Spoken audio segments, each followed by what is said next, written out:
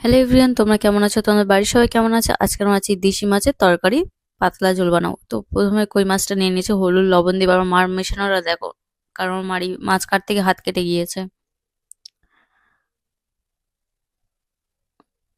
তারপর কড়াতে সর্ষের তেল দিয়ে দেব,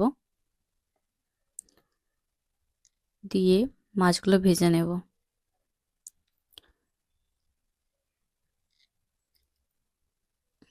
আর এই মাছগুলো না প্রচণ্ড ফাটে। আর আমার একটা বড় মা বলেছে মাছটা ভালো করে রগড়ে ধুয়ে নে, তাহলে দেখবি মাছ অতটা ফাটবে না। তা সত্যি আর ফাটেনি, মাছটা অতটাও ফেটেছে, খুবই অল্প সামান্য। মাছগুলো ভালো করে ভেজে নেব।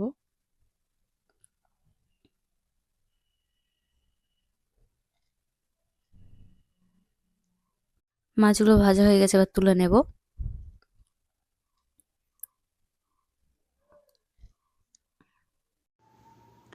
পেঁয়াজ কুচি দিয়ে দেব, দিয়ে একটু পেঁয়াজটা ভেজে নেব। নেওয়ার পরে আলুগুলো দিয়ে দেব।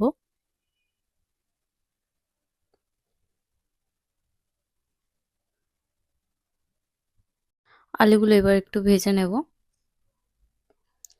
তারপর আদা বাটা দিয়ে দেব, দিয়ে ভেজে নেব। লবণ দেব পরিমাণ মতো, পরিমাণ মতন হলুদ দেব, পরিমাণ মতন লঙ্কার গুঁড়ো দেব, দিয়ে একটু ভেজে নেব।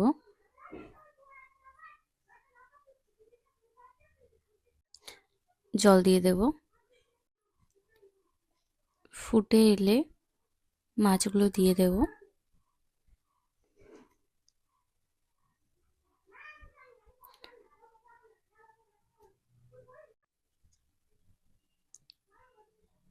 মাছগুলো দেওয়ার পরে জিরের গুঁড়ো ধনের গুঁড়ো দিয়ে দেব, দিয়ে একটু নেড়ে ছেড়ে নিয়ে লাবিয়ে নেব। এবার দেখবে ঝোলটা লাবানোর সময় মাছটা সেই সাঁড়াশিতে আটকে গেছে, ওই উপরের মাছটা।